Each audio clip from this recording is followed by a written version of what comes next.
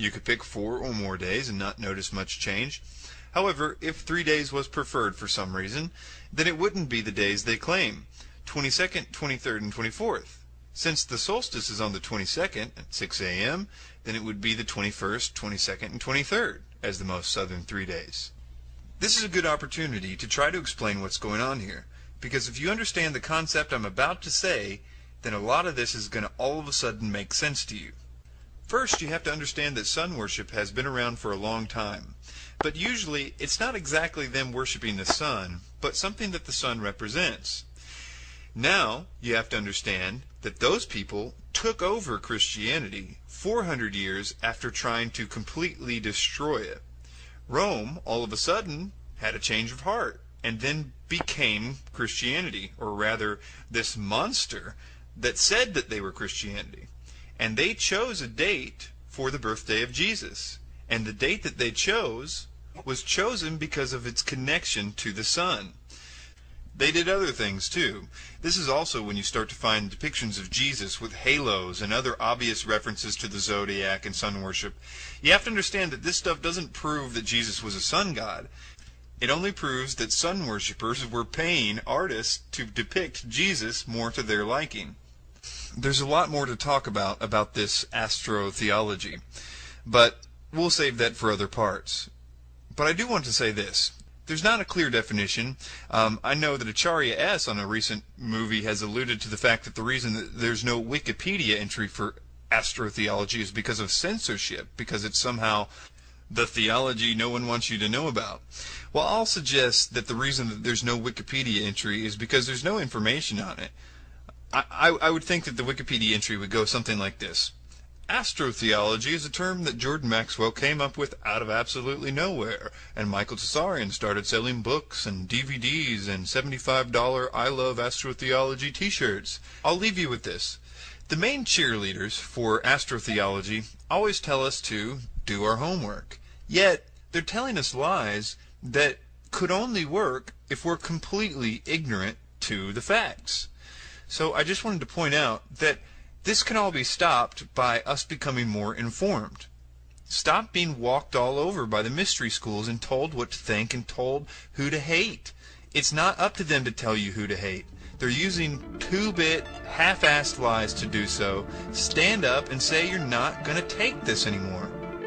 In the age section of the film, they claim that it is the astrological age that is referenced throughout the New Testament. They also mention Taurus as the age of the bull. They cite the Old Testament story about the ancient Israelites making a golden calf in Exodus 32 to support this assertion, that the Israelites were somehow associated with the age of Taurus.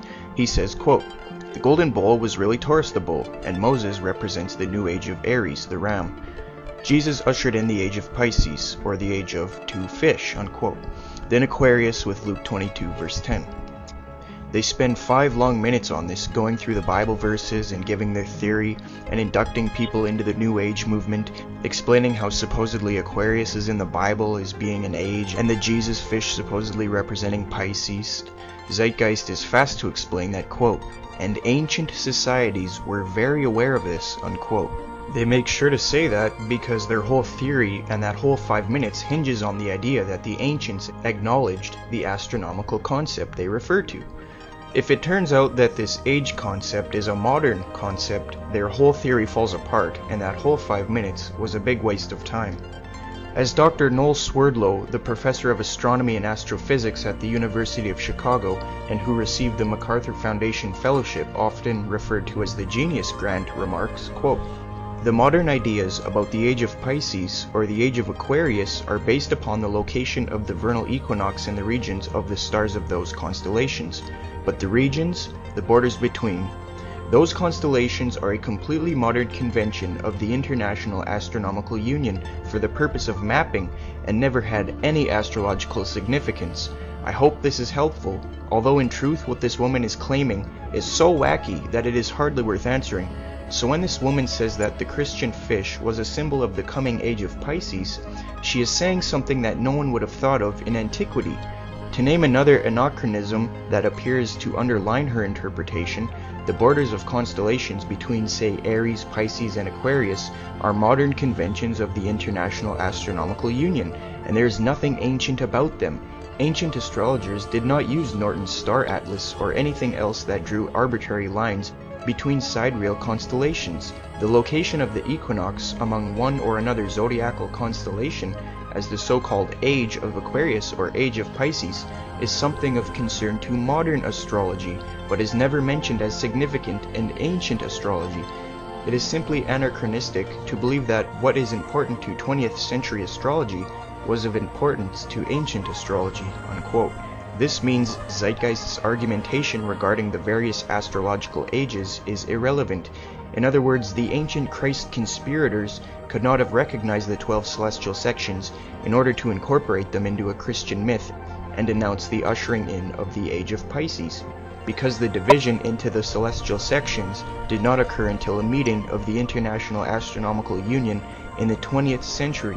In regard to the Jesus fish, former professional astrologer for 8 years, Marcia Montenegro states, quote, "The fish was an early symbol of Christ because the Greek word based on the initials of Jesus Christ, Son of God, Savior, spelled fish." And last, Zeitgeist claims that Jesus' birth date is at the start of this age. However, again, the New Testament writers do not indicate the date of Jesus' birth. They next mention the supposed plagiarized story of Moses. They say, quote, "This baby in a basket story was lifted directly from the myth of Sargon of Akkad of around 2250 BC, unquote. Well, there are similarities, but dating is the major factor. Is it true that the Sargon story was dated from 2250 BC? Again, dating is the serious issue. The Moses story dates to 1400 BC. A few critics would say it's earlier. But on the other hand, the Sargon story lacks any obvious grammatical, lexicographical, or philological features that would allow precise dating. The initial date range is anywhere between 2039 to 627 BC, not 2250 BC as Zeitgeist claims. In favor of a late date, for example, are Neo-Assyrian orthographic forms. So in other words, the story of Sargon has a huge chance of being dated after 1400 BC, after the Moses story. Brian Lewis, author of the Sargon legend 1978, offers a suggestion that the story was written in the reign of Sargon II, a much later king, to legitimate his own rule. There are many similarities to the reign of Sargon II, which is dated later than Moses at around 721 to 705 BC. In any case, many conclude that there is no satisfactory reason to propose borrowing or fictionalization in either direction. The adoption of foundlings was a known and common practice in antiquity. Zeitgeist is being very disingenuous when they speak objectively concerning this. There is no precise date set to the Sargon story, and many even believe it's after Moses. Zeitgeist then goes to the numerous supposed lawgivers which they say Moses was based off of. They claim Manu, Minos, and Meses were lawgivers similar to Moses. These claims can be found on page 169 of Acharya S.'s The Christ Conspiracy, yet Acharya S. does not cite any primary sources, as usual. Her source is Deceptions and Myths of the Bible, 1991 by Lloyd Graham. But even the skeptic scholar Michael Lido concedes that this is not a credible source. Lido states, quote, "Graham's Deceptions and Myths of the Bible, I will concede, is a terrible source. Once I discovered how bad the source was, I had to edit the book prior to publishing," unquote. Regarding Meses, he states, quote, "I will not argue the Meses story," unquote. Since there are no primary texts offered to support this thesis, they have not made a case worth serious consideration. Manu is 1000 BC anyway. That's after Moses. Then they go on to the 10 Commandments and say they are taken outright from spell 125 of the Egyptian Book of the Dead. Then they list the similarities. Moses and the 10 Commandments dates approximately 1400 BC to not before 850 BC. Now, as far as spell 125, there are numerous authors and redactors over time. First written account is somewhere between 1550 to 950 BC. It is tenable that the 10 Commandments predate spell 125 or rival spell 125 in chronological history. The book has been altered hundreds if not thousands of times by various Egyptian clerics and royalty. This further exacerbates an effort to date the spell. However, Perhaps it is more important to understand the differences between the two writings. The Ten Commandments represent a concise, positive imperative from God to man, and the life he should lead.